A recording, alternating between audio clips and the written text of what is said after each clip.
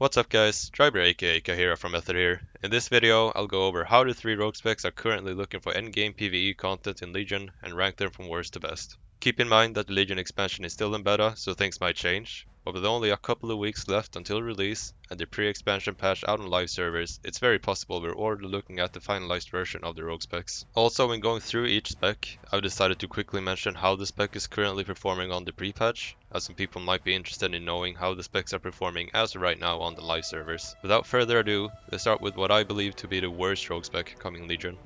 So at third place I put Subtlety. The spec has undergone some major changes during the Legion beta and now plays very differently than it used to. I personally really dislike how Subtlety is played now, while I know some other rogues whom I've talked to really likes the new Subtlety playstyle. What I can say for sure though is there's currently no reason to play Subtlety in Legion unless you really like how it's played, since simply everything Subtlety does, one of the other 2 specs does better. But if we were to look at the positives with Subtlety, it is that they still do relatively decent single target damage. They also have a new ability called Shadow Strike, which is the combo point builder used from stealth or during Shadow Dance. This ability grants great mobility since it has a 25-yard range, so whenever you are stealthed or during Shadow Dance, you essentially have a Shadow Step built in with your combo point builder.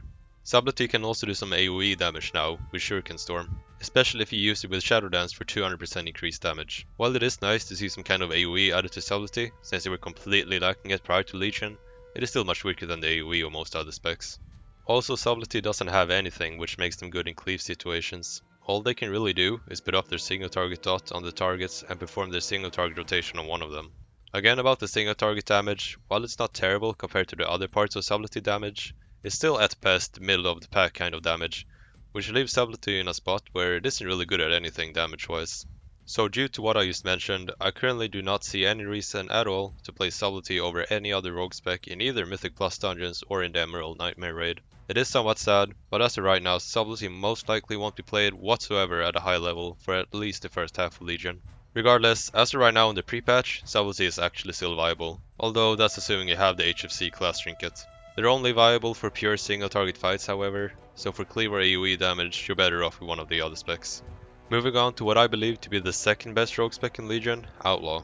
Outlaw, being the new rogue spec in Legion, is in reality pretty similar to the combat rogue from Warlords. It has kept some of its most important abilities like Blade Flurry and Adrenaline Rush, and has had some of its other abilities like Sinister Strike and Eviscerate renamed to new abilities that still has a very similar function.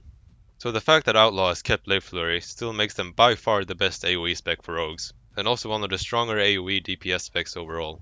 Outlaw has also received a new ability called Roll the Bones. It's kinda similar to Slice and Dice, but way more complicated.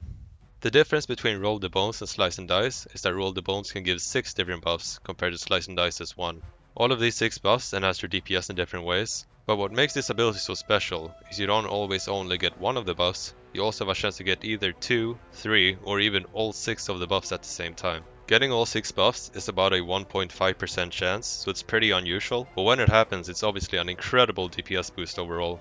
However, on that note, reaching the highest potential damage for Outlaw is therefore very based on RNG, which for a lot of players, including me, is very frustrating and inconvenient overall.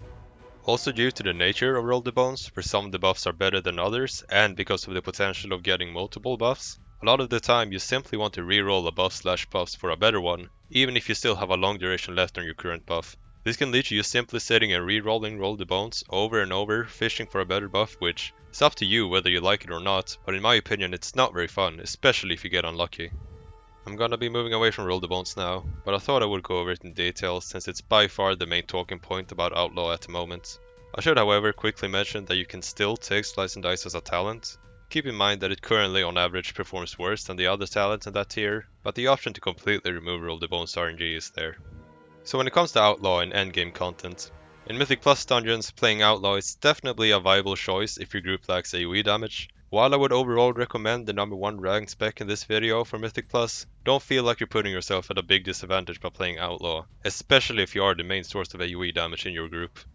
As for the Emerald Nightmare raid, it's hard to say whether Outlaw will be the go-to spec for any of the bosses, but if so, it would either be against the Ellerethra Feral and / or the Heart of Corruption boss. For both of these encounters, it will probably be the same situation as for the Mythic Plus dungeons, where you would only play Outlaw if your raid lacks AoE damage, since the number 1 ranked spec on this list is also strong versus both of these bosses. As for the pre-patch, Outlaw is currently in pretty much the same spot as in Legion, the go-to AoE spec. You can consider going Outlaw on Cleave and even single target bosses if you're feeling some insane roll the bones RNG your way, although I personally wouldn't recommend it. And for the last rogue spec, which is currently the #1 rogue spec coming into Legion, we got Assassination. The spec is overall pretty similar compared to Warlords. It does however have some new abilities used in the DPS rotation. I personally, and I'm pretty sure most other people as well, found Assassination Rogue incredibly boring and simple during Warlords, so I was surprised to find myself having a lot of fun with the spec with only a few changes made coming into Legion. So the main reason Assassination is so good at the moment is pretty much solely because of Rupture. Rupture still works in the same way it used to, however it has received a substantial buff in terms of the damage it deals. There is also multiple talents which helps further enhance Rupture's damage, like Hemorrhage, which increases your bleed damage to the target by 25%, and the Night Stalker talent, which increases damage dealt by abilities used while stealth by 50%. And on top of that, there's an artifact trait which has a chance to increase the Rupture damage you deal to the target by 100% for 10 seconds.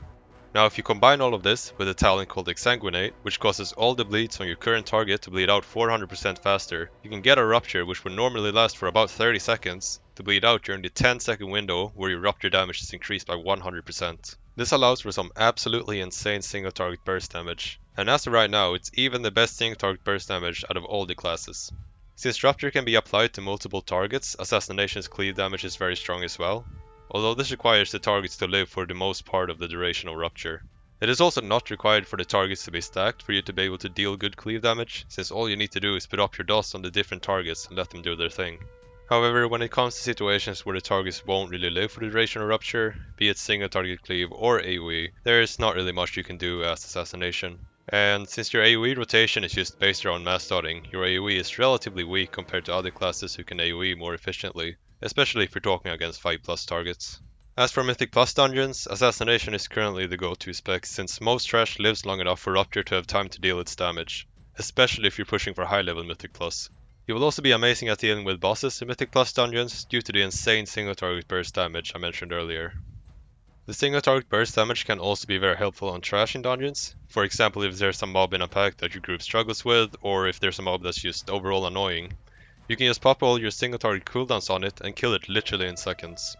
In the Emerald Nightmare raid, Assassination is currently good for all the bosses, especially the last two, Cenarius and Savius, since both of these encounters has high priority adds spawning on an interval which works very well for your cooldowns.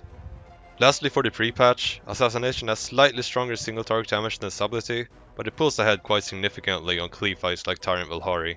Also on the pre-patch, Assassination lacks one of the main things making them really strong in Legion, namely the Rupture damage artifact trait, but even without it, it's still one of the strongest single target DPS specs on the pre-patch at the moment.